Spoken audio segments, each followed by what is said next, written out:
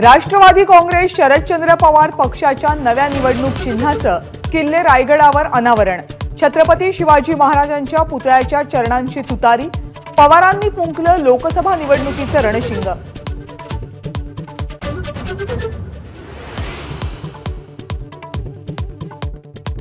रायगड किल्ल्यावरून तुतारी वाजवून राष्ट्रवादीच्या नेत्यांनी फुंकलं निवडणुकांचं रणशिंग। सुळे, कोल्हे आणि आव्हाडांकडून शिवरायांना अभिवादन।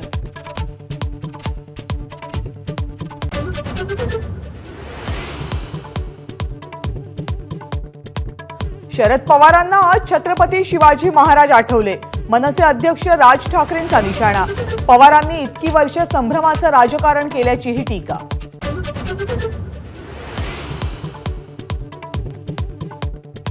आम आदमी पार्टी आणि काँग्रेसच्या आघाडीची घोषणा। दिल्ली, हरियाणा, गुजरात, गोवा या 4 राज्यांमधलं जागा वाटप जाहीर।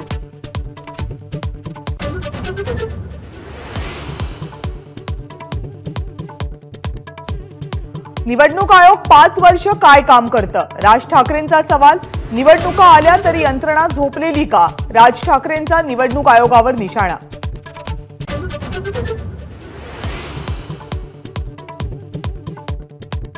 उद्या मराठा आंदोलनाबाबत निर्णायक बैठकीनंतर मराठा समाजाशी संवाद। मनोज जरांगेंची माहिती, तर सरकार रडीचा डाव खेळत असल्याची टीका।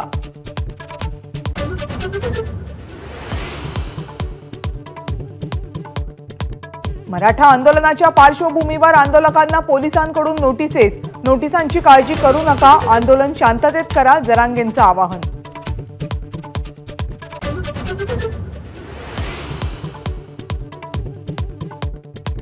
जरांगेंच्या आवाहनानंतर छत्रपती संभाजीनगरमध्ये मराठा आंदोलकांचा रास्ता रोको। बीडमध्येही मराठा आंदोलक आक्रमक।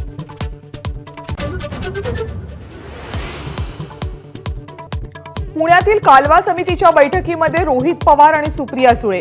कर्जत जामखेडमध्ये 1 मार्चपासून कुकडीचं पाणी सोडण्याची मागणी। अजितदादांकडून मागणी मान्य, राम शिंदेंचा विरोध असल्याची रोहित पवारांची माहिती।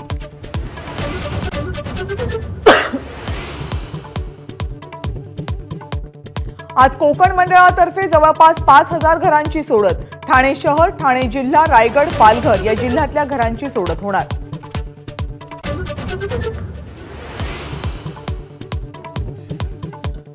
मुलींना मोफत शिक्षणाच्या घोषणेनंतर आता वसतिगृह निर्वाह भत्त्याची मंत्री चंद्रकांत पाटील यांची घोषणा।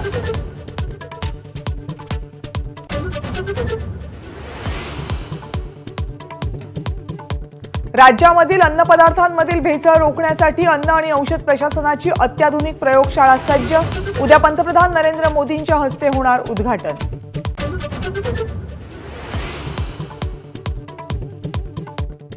पुण्यातल्या नवले पुलाजवळ विचित्र अपघात। 8 ते 9 गाड्या एकमेकांवर धडकल्या। सुदैवानं जीवितहानी नाही। एबीपी माझा, उघडा डोळे बघा नीट।